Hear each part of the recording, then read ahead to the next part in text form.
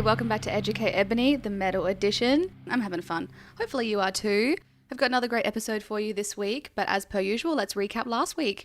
So, last episode I spoke to Axel Best and Adam Finley from Brisbane band Wild Heart. We had a good old chat. I learnt a lot. Learned about octave chords, learned about gang vocals. Yeah, surprisingly simple things. I feel like I should have known that, but I didn't, but now I do, and so do you.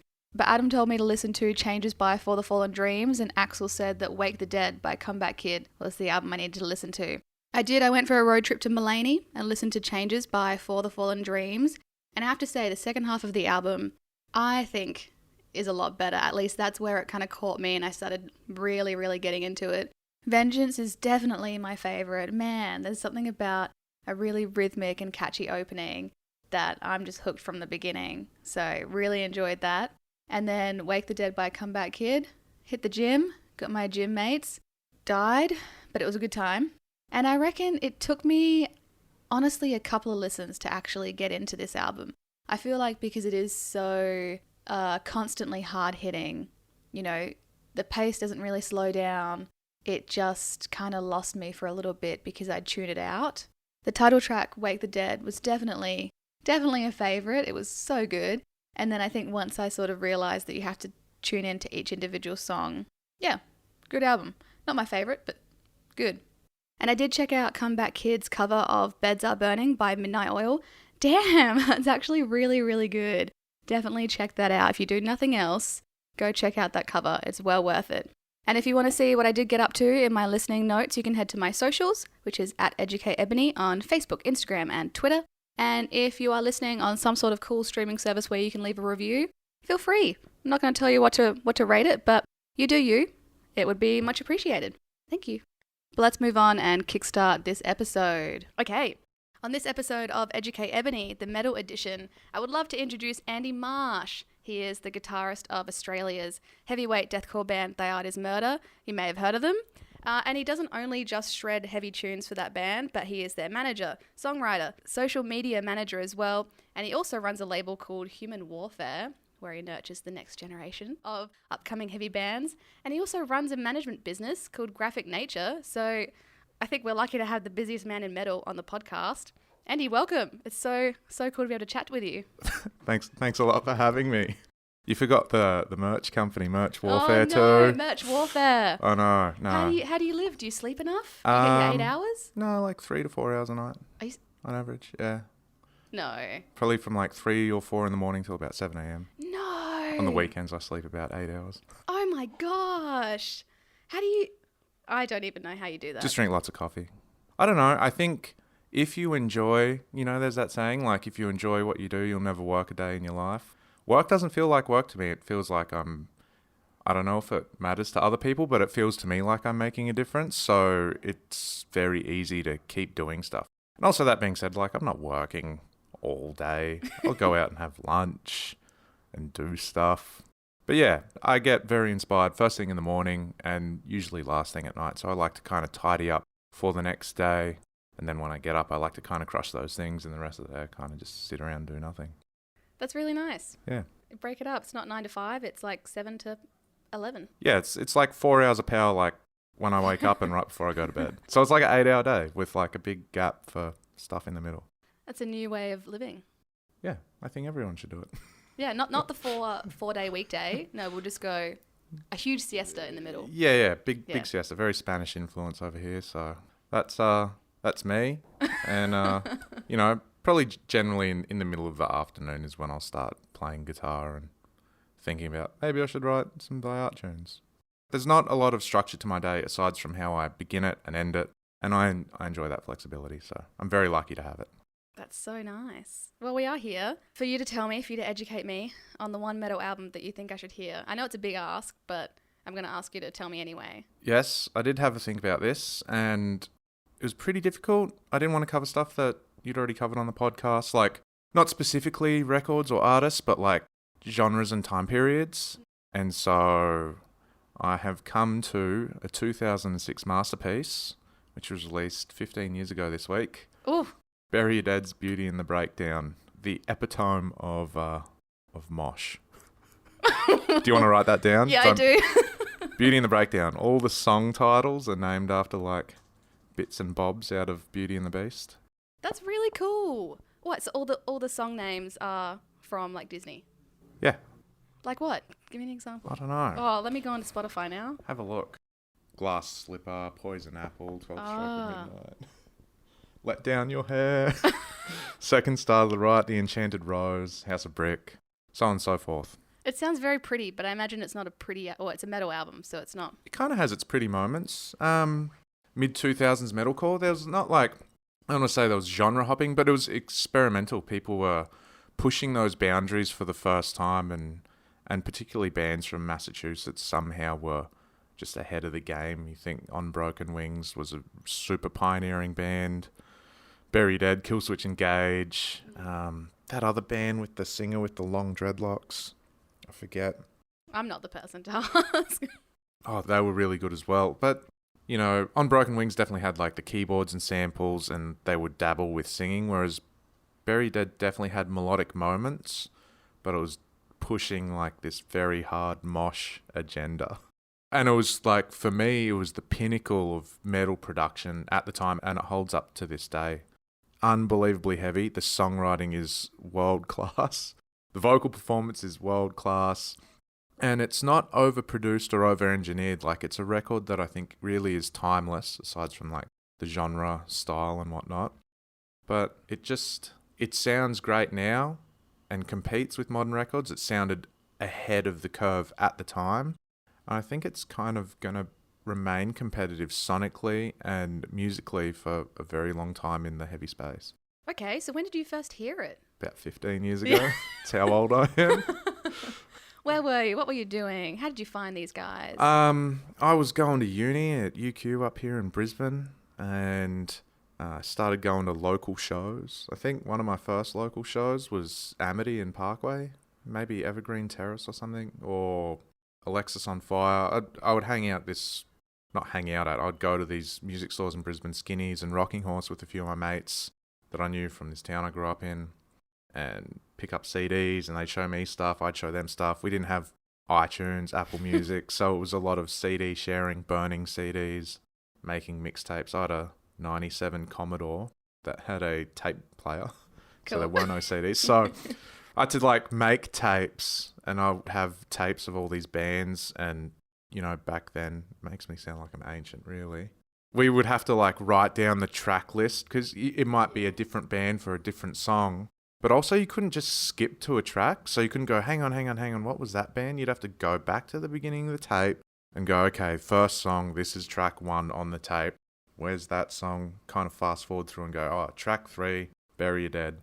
This is insane. And that's kind of how we came across music, my friends and I. Yeah. It was just through sharing tapes, CDs.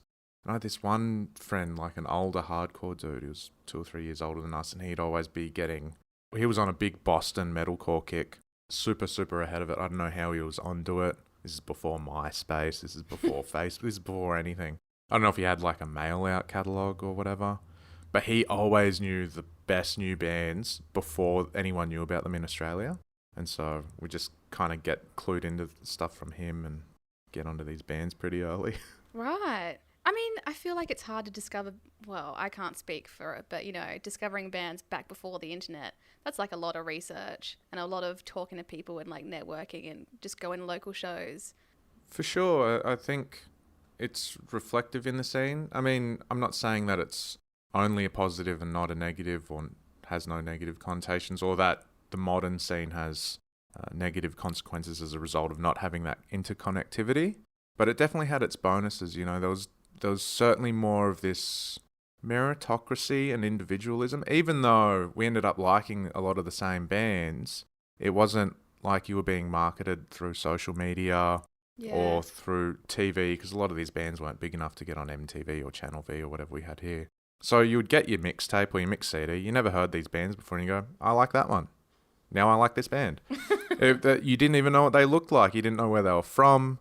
You didn't know anything about them. You just knew that you liked the music. And I did enjoy that element of it. Whereas now it's like, oh, they look funny, or they look like a band that I wouldn't like.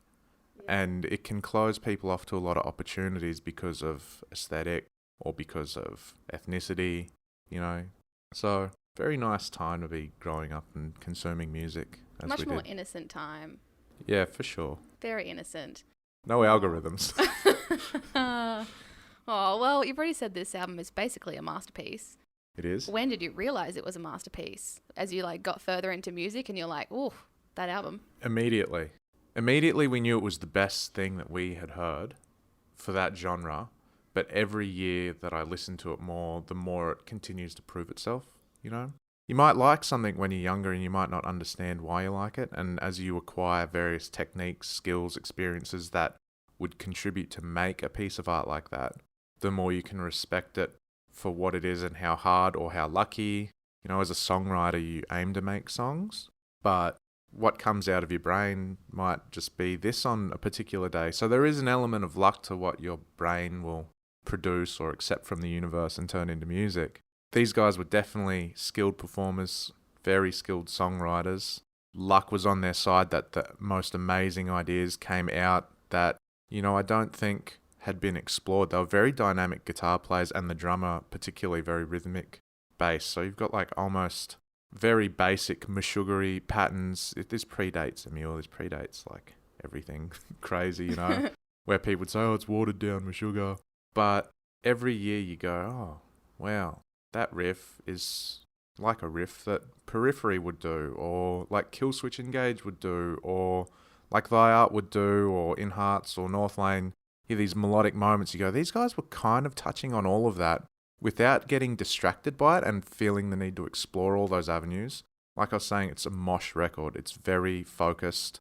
That's part of its charm. Like Hatebreed with singing or something weird, like really melodic singing, would take away from what it is. They know their lane the same way that we know our lane, but they incorporated those elements in a way that complemented the style. And that's, as I've grown as a songwriter and as a performer and stuff over the last 15 years, every time I go back to that record, I'm just like, how?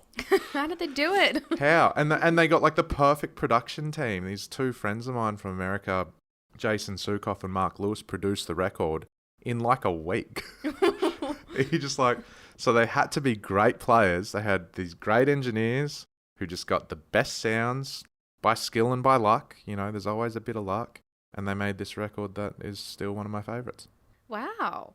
Did that like luck continue through their career, or is this just the one album that was like, whoa, and then everything else, I don't know, their brains sort of caught up with what they were doing? No, I've enjoyed everything that they've done, but, you know, and I would never, because I am an artist, artists kind of don't like that whole fan thing, like everything they did since that album sucks. It's like, you know what, sometimes you just make cool stuff and you go, damn, that was really good.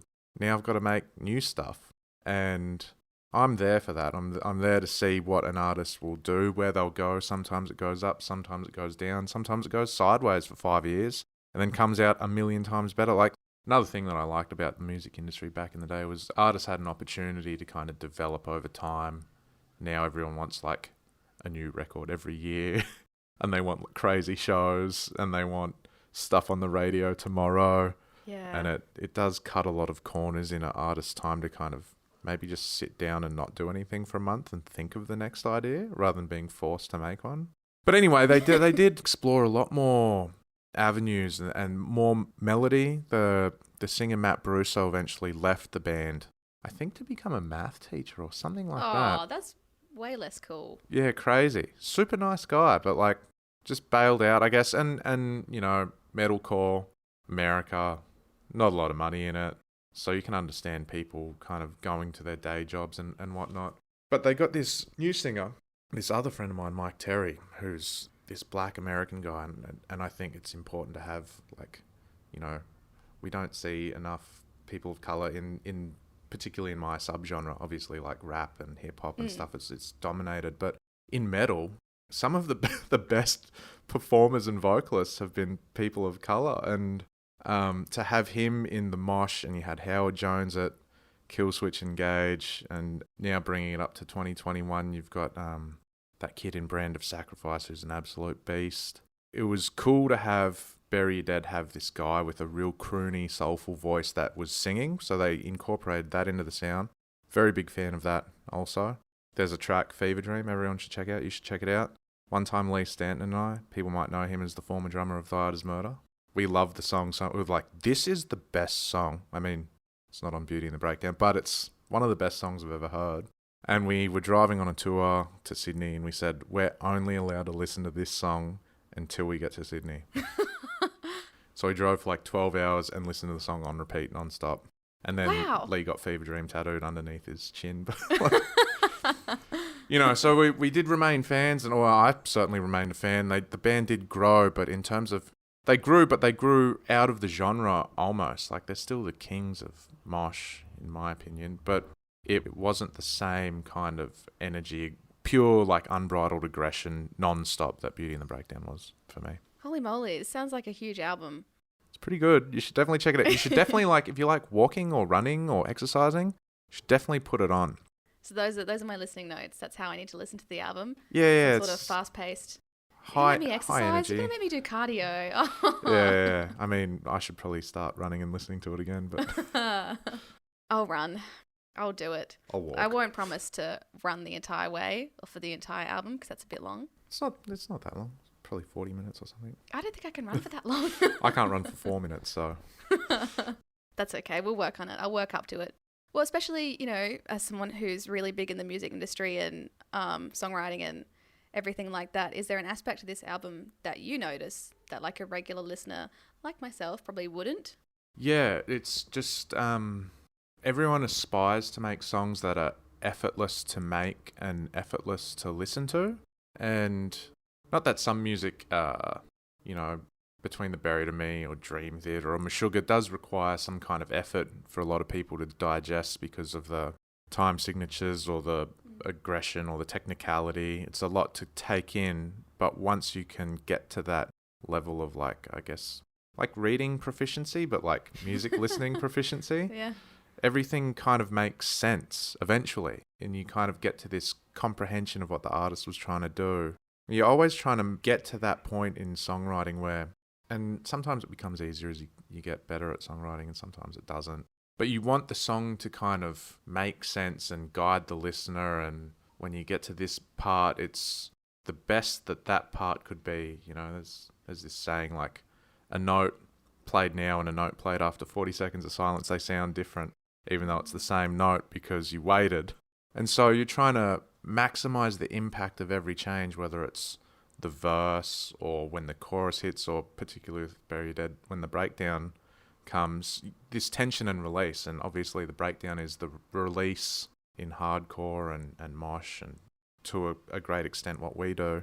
They were just masters of it, and people might underappreciate that. And I would say to them, go and find some other mosh records, or even maybe listen to more primitive Bury Your Dead.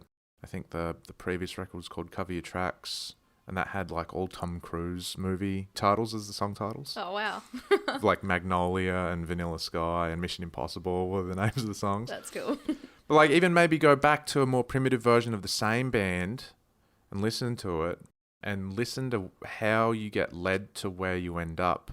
You go, I see. Like, it's just very subtle things. Maybe they switch from a hi-hat to a different cymbal. Maybe the guitar starts playing twice as fast or half as fast. The drums change the pattern, and you're just like, it's so gentle and subtle, and it takes you exactly to where you need to be at every point in the song.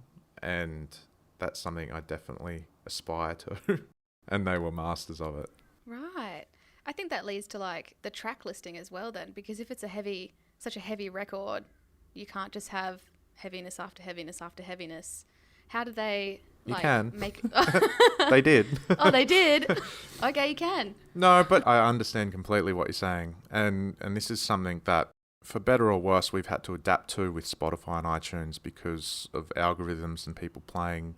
Generally, if they get on a playlist or if they get directed to your record, you get the first 3 songs. And you want to make it the singles, but the singles might not make sense to go back to back at the start of the album, but you kind of have to do it anyway. This is a thing that not a lot of people take into consideration or aware of. If you land on my Spotify page and we've got deeper cuts, ballads, like deathcore ballads, you might kind of get distracted. Maybe you're in a high energy mood. You want to capture people with the singles. And back then, because it was a CD and it wasn't just a playlist, you had a lot more flexibility to craft the sequence of your record and the track listing. So they definitely, when they want to get you with like the follow-up, like 1-2 punch, it's right there. But the intros and the outros of the songs make a lot of sense. And also their tempo control, that a lot of bands play in a very similar tempo, us included. We played about 140 BPM for 90% of our catalogue. Whereas because it's mosh, there was a lot more tempo fluctuation. And also what they would do is do like kind of conflicting grooves from song to song. So it didn't sound, even though it's a mosh record, and people might say, oh, mosh all sounds the same. It's like track to track, you're getting different rhythms and different feels and different vibes. And it does really keep the record going. Like, I challenge anyone basically that loves heavy music to put it on and go, this is terrible. Like, even if you don't like it, it's undeniable. It's catchy, it's good, and the songwriting's impeccable. So, wow. I learnt from Jesse and JT from Era when I spoke to them earlier. There are like bands. Is this a band's band? Because you are in a band, but is this also for the people in the crowd? It seems like it could be both.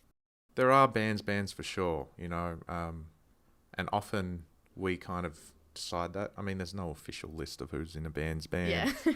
But you go on tour and you just see bands that might not be popular. It doesn't mean the music isn't good, and it doesn't mean they're not absolute killers live. I've been lucky enough to see Bury Dead live on the 10-year anniversary tour of Beauty and the Breakdown in Fort Worth, Texas. And they're an insane live band. Like, they're all killer performers, killer musicians. But also because of the songwriting, and this is another component of bands, if we want to talk about the term, like, because we're all songwriters, we pick up, I assume, I'm guessing, I don't want to say like we're smarter song listeners than the normal person. People can like whatever they like. But because we're in tune with what goes into writing a song, producing a record, like the technical and sonic component as well, and the time relevancy, that a lot of bands make fantastic records 2 years too early and they beat the trend, or they come 2 years too late and the album is flawless, but it just missed peak of like the mania in the public. Bury Dead is definitely like, for me and a lot of people in my wheelhouse of, death metal, deathcore, hardcore, Bury Dead, I would say, is definitely like considered a band's band. Okay. They set the tempo, I feel like they set the benchmark for where we tried to go, even though we don't sound like them, in terms of the songwriting and capitalizing on heavy moments. Yeah. Okay. Is there a song that like really inspired you? Because you would have heard this, 15 years ago-ish?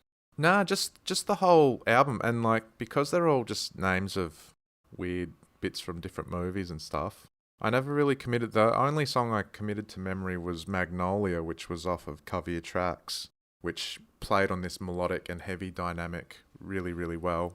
But Beauty and the Breakdown really is more about like it as an entire musical piece. And there's this, I don't know if I can say the F word, but like there's one part of one song where he says fuck, but it's like, I mean, this predates like modern music technology to an extent as well. Like he says it, but they put like heaps of reverb on it and then reversed it so it like fades in for 5 seconds.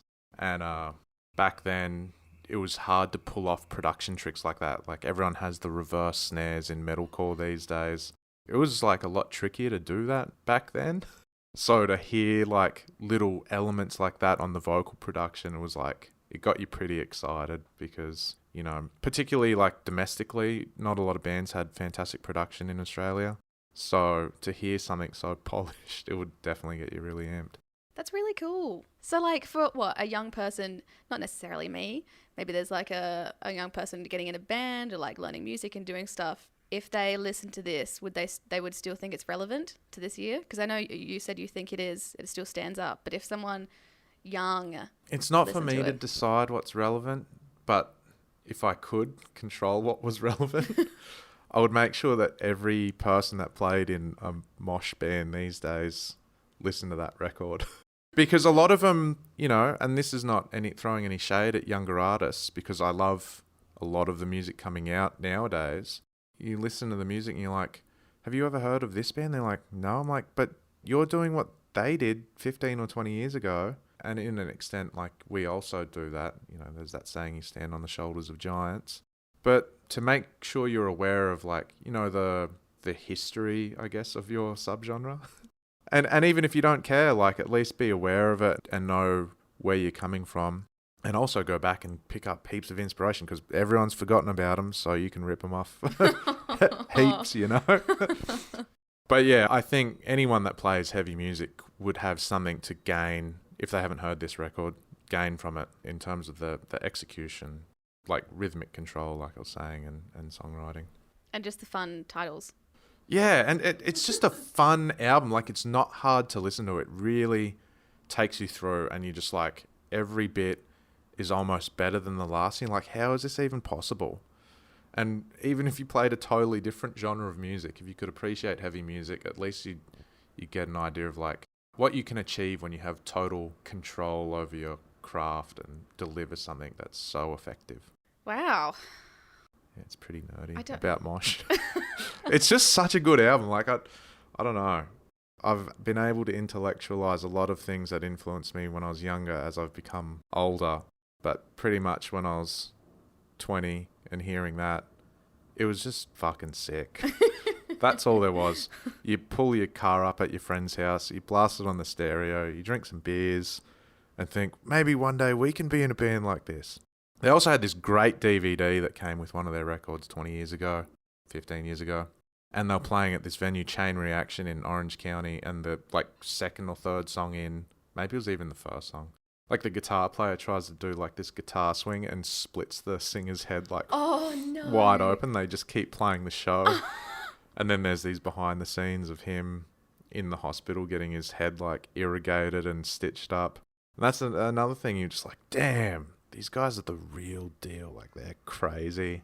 The music's sick. And, you know, it's good to have an element of that, I think. Like a personality intensity that matches the music. Yeah. I'm pretty boring. It's not the same. CJ's crazy. It suits the band. Bury Your Dead had it all going on, you know. Okay. And since it is a mosh album, as you said, what's the one mosh move you should do? I don't know the exact names, but you know. The mosh move. More than just headbanging. Everyone can do that. I don't know. I don't have a lexicon of moves stored in my brain. Just spin some arms. Yeah, I don't know. Just get in the pit and do whatever it is that you do. I play the music that people do that to. It's not for me. It's not for me to decide. Like, so. I'm not in the crowd. No, I'm on the side of the crowd. I'm a spectator, and I suppose you could say an instigator, but it's not up for me to do the moves. It has been so long since we've moshed, so yeah. I understand. Yeah, totally forgotten art. When we play like a show again, it's going to be interesting to see like what kind of potato moves are going on in the crowd. Oh, is the wall of death going to be moving fast or slow? Because everyone's going to be overweight and depressed. They'll just kind of lay down and go, oh God, it's over, we hope. Yeah, just the whole a few hours on your feet. It's just, I can't handle it the way I used to. Definitely not after this year off. All gig fitness is off the cards. So. Gig fitness. Yeah. We'll host a class, you know, before your support band, when you guys play next. It'll just be like, all right, so we're limbering up. See the moshing. Yeah, we have a shot of Jameson and drink a beer. That's the warm-up secret. Write that down. Suggest you probably do the same. Oh, amazing. All right, well, there we have it. The one metal album that Andy Marsh thinks that you and I should listen to is Beauty and the Breakdown by Bury Your Dead. Andy, thank you so much for your wisdom. I can't wait to listen to it from your point of view. Very welcome. Go and enjoy it.